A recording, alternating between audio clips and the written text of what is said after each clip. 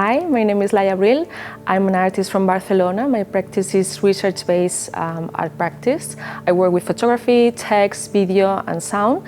And I'm presenting my new long-term project, History of Misogyny, the new chapter on Mass Hysteria at Exposition. Although it's not the history of misogyny, it's a history of misogyny, meaning that it's quite personal process in selecting the chapters and selecting the topics, and myself reacting to what I learned through the process. In Nepal, where I was researching about menstruation myths and all the situation over there, I come across these very strange stories in which suddenly many girls, especially schoolgirls, started to faint, started to have trance episodes, started to have paralysis, and no one could explain why. No one found any physiological reason, and it almost only happened to girls. And from there on, I started to research in these episodes, which I know now are called mass psychogenic illness, and that's how the project started. Mass psychogenic illness is also called mass hysteria.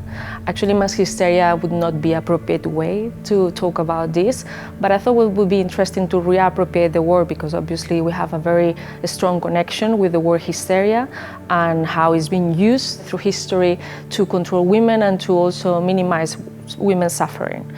It's a quite complex term, and obviously it happened since the beginning of time, which is also something I show in the exhibition. And nowadays we have a different interpretation of what we used to give interpretations in the 15th century with witches, or in convents, where also women have these episodes where they would faint suddenly, or they would have some sort of illness or sudden illness that no one would explain what was going on. Through this investigation, I was working with anthropologists, sociologists, psychiatrists, psychologists, and I came across to one explanation which it really struck me, which is that this could actually be a proto-language of protest that women have been used along history without being conscious.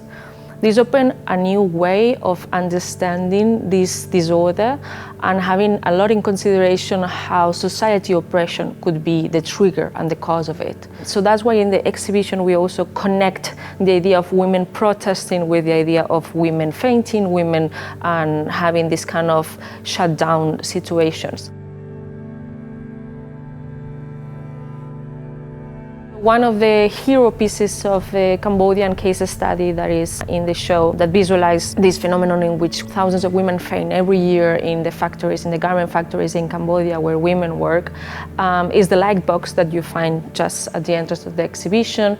This light box is composed by a collage of 100 satellite images from the different factories where these cases happen.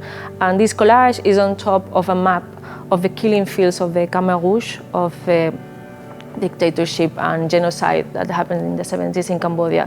What is fascinating about this is the way some of these women explain why this could be happening, why these faintings could be happening, is because they feel that the fact that some of these factories had been built on the top of the mass graves of these genocides is being completely disrespectful to their ancestors and the people who passed away. There is this anthropologist who believe that these faintings could be a reenactment of the transgenerational pain of the killings of their ancestors. And that's why the connection with the land and the religious beliefs and the spiritual beliefs that they have about how we are destroying the land, it's also very important in this case, and it speaks about the connections between all women and the women who suffer in the past. There is a lot that is very personal to me, and I want to understand why the things happen. And it gives me some relief and hope to understand why things happen, and I think I aim more to share that with people and to help them to see things from a different perspective, that are actually looking for change what they think.